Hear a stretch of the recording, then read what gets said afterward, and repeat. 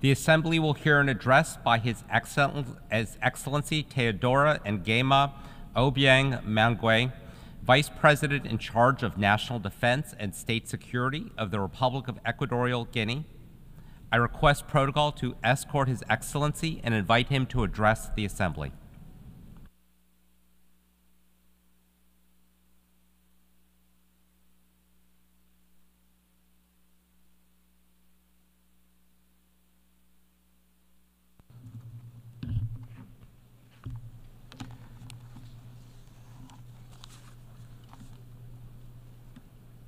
Excelentísimo.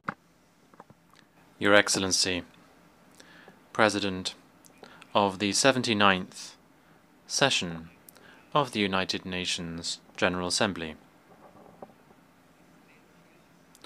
heads of state and government, heads of delegations, Your Excellency, United Nations Secretary General,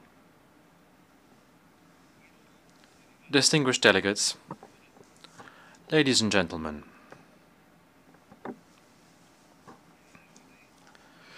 on behalf of His Excellency Obiang Nguema, President of the Republic of Equatorial Guinea, allow me first of all to congratulate His Excellency Philemon Yang upon his unanimous election as President of this 79th session of the United Nations General Assembly. And I wish also to congratulate the other members of the Bureau.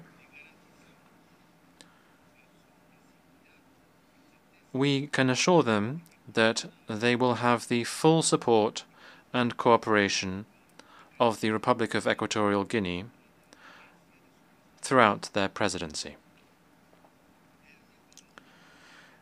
In the same vein, we would like to commend His Excellency Mr. Dennis Francis, the outgoing President, whose presidency saw the achievement of many important resolutions that bear witness to his brilliant leadership and also his decisive dynamism that he was able to show during his term in office.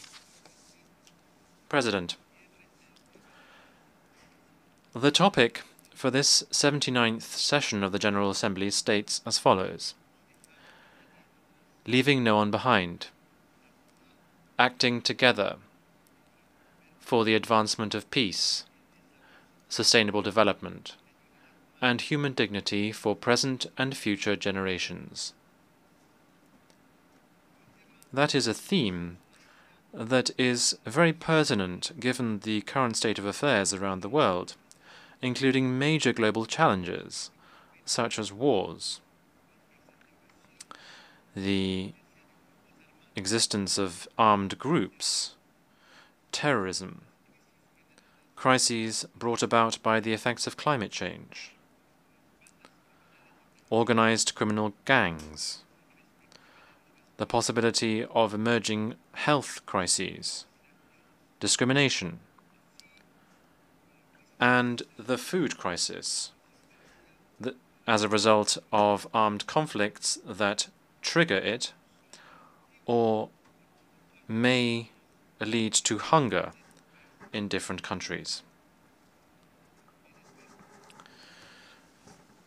Indeed, this backdrop requires us all to recall the need and importance of giving greater emphasis to multilateralism and international cooperation. These are crucial if we are able to overcome these global challenges that humanity is currently facing. We also must promote sustained economic growth and sustainable development. This pursuant to the relevant resolutions of the General Assembly, as well as recent conferences and summits held under the aegis of the United Nations. Equatorial Guinea has an unwavering stance vis-à-vis the conflicts that are currently raging throughout the world. We are clear about the need to prioritize the quest through all means to ensure the prevalence of peace throughout the world by using preventive diplomacy, negotiation, and inclusive dialogue at all times to put an end to these conflicts.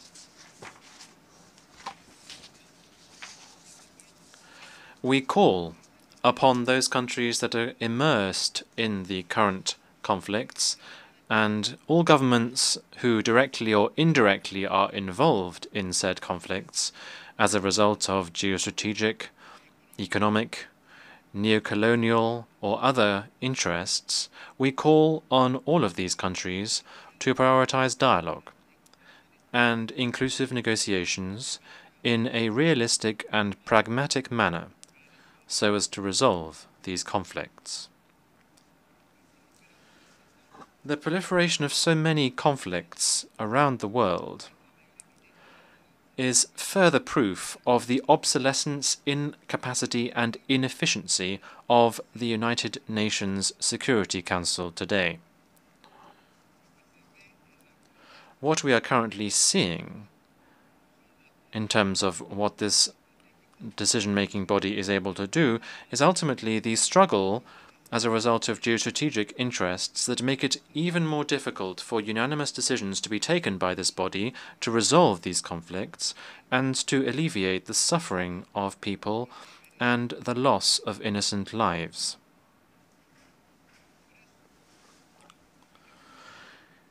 That is why there is an urgent need to reform the Security Council. We must reform it so that we put an end to its obsolete composition, which dates back to 1945, and that obtains still today, which means that Africa is the main victim of a historic injustice and the lack of implementation of international law, because Africa is the only country that does not have permanent representation on the Security Council, the only continent that does not have permanent representation on the Council. Africa, in the context of the Azawini Consensus and CERT Declaration, has for more than 2 decades been calling for this injustice to be corrected. We are calling for Africa to be given 2 permanent seats with all the relevant prerogatives and rights reserved to members of this category. We are also calling for 5 additional non-permanent seats on the Council. We hope that the contacts that there are between the permanent members and the African Union Committee of 10, C10, to address this issue, we hope that they will reach satisfactory outcomes that will be of benefit to all stakeholders, so that ultimately we will end up with a Security Council that is able to promote a fairer, more peaceful, equitable, and prosperous world for all. President, Equatorial Guinea is deeply concerned by the increasingly serious situation that countries in the Sahel are experiencing. This has very deleterious repercussions for the development of these countries, and it directly and indirectly affects countries in the sub-region as well. This state of affairs is the result of the interference, pressure, and blockades applied on countries of the Global South by some other countries. The only aim here is to try to destabilize the countries and to paralyze the efforts of African countries to ensure that their people can prosper. There is no country in the world that is perfect domestically. However, some countries have attempted to be judges and arbiters, to intervene in and lecture other countries, which are nevertheless sovereign. They interfere in the domestic affairs of other countries with clear meddling. All countries in the world are sovereign. and they therefore have the right to decide with which country to maintain relations and to sign bilateral agreements that would benefit their respective governments and peoples. President, we fail to understand why the embargo on Cuba has not yet been lifted. The economic, commercial, and financial blockade on that country, which has gone on for various decades, must be lifted. Equatorial Guinea calls for the embargo on Cuba to be immediately lifted, and also for this country to be taken off the infamous lists of states that are alleged to be sponsors of terrorism. Lifting this embargo is even more necessary now, because we have just adopted by consensus the Pact of the Future, and this states that we will leave no country behind. It is crystal clear that African economies can become major actors in global supply chains. They can make use of their vast resources and raw materials which are necessary for advanced technologies and their own consumption markets, which are only growing. That is why Africa deserves particular attention in terms of efforts and initiatives to support and finance development. The commitments to finance the sustainable development must be honored, so that the goals contained in the UN 2030 agenda can be implemented, and so that we can implement the goals contained in the 2063 agenda of the African Union and leave no one behind. Equatorial Guinea is committed to promoting and protecting human rights as a global issue.